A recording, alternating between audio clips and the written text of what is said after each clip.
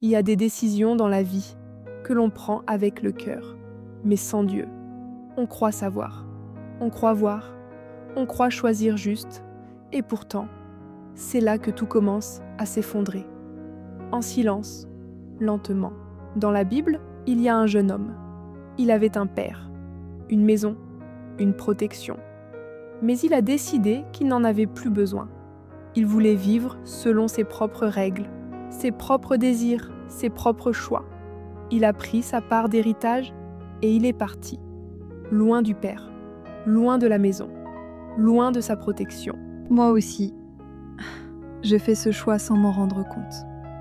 Pas en un seul jour, mais dans les petites décisions.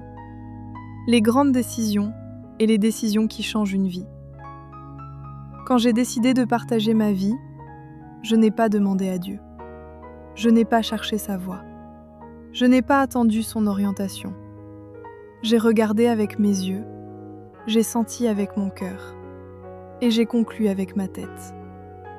J'ai fait confiance à l'homme, pas à Dieu. Et ce n'était pas seulement pour cet engagement, c'était pour les décisions importantes, pour les choix qui ont construit ma vie. J'avais mis Dieu de côté, sans m'en rendre vraiment compte. Absorbée par la vie, par les urgences, par ce que je voyais devant moi. Et j'ai tout construit sur du sable. Le fils prodigue, lui, il a eu un moment. La Bible dit qu'il rentra en lui-même. Il s'est réveillé. Il a regardé autour de lui. Et il a vu le résultat de ses propres choix. Moi aussi j'ai eu ce moment douloureux mais nécessaire, où j'ai arrêté de chercher le coupable dehors et où j'ai regardé en dedans. Ce n'est pas que Dieu m'avait abandonné, c'est moi qui étais sortie de sous son abri. C'est moi que décidais sans le consulter, sans lui demander une orientation. Et pourtant il était là, sa protection était là, disponible, gratuite, totale. C'est moi qui avais choisi de m'en éloigner. Le psaume 91 dit « Celui qui demeure sous l'abri du Très-Haut repose à l'ombre du Tout-Puissant. » Pas celui qui visite, pas celui qui passe de temps en temps. Celui qui demeure, qui reste, qui habite là. J'avais visité Dieu, mais je n'habitais plus chez lui. Et sans son abri, j'étais exposée à tout. Mais voici ce qui m'a sauvée, ce qui a tout changé. Le fils prodigue est rentré, et la Bible dit que son père l'a vu de loin. Et il a couru. Pas marché, pas attendu, il a couru vers lui. C'est ça Dieu. Il ne t'a pas effacé de sa mémoire. Il ne t'a pas remplacé. Il t'attend.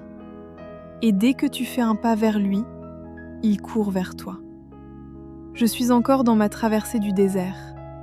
Mais cette fois, je ne marche plus seule. Je ne décide plus seule. Je ne construis plus seule. Cette fois, je demeure sous son abri.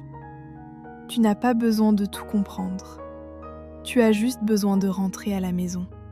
Le Père, il court déjà vers toi. Si cette histoire a touché ton cœur, abonne-toi à Inspiration Divine.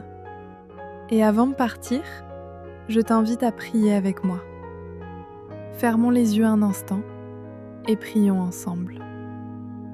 Père, nous avons souvent pris des décisions sans te consulter. Nous avons regardé avec nos yeux, senti avec notre cœur et décidé avec notre tête, sans chercher ta parole, ton soutien. Aujourd'hui, nous revenons vers toi, parce que nous avons compris que sans toi, nous sommes faibles et vulnérables. Apprends-nous à demeurer sous ton abri, pas seulement à te visiter, à demeurer. Et merci, Père, de courir vers nous dès que nous faisons un pas vers toi. Amen.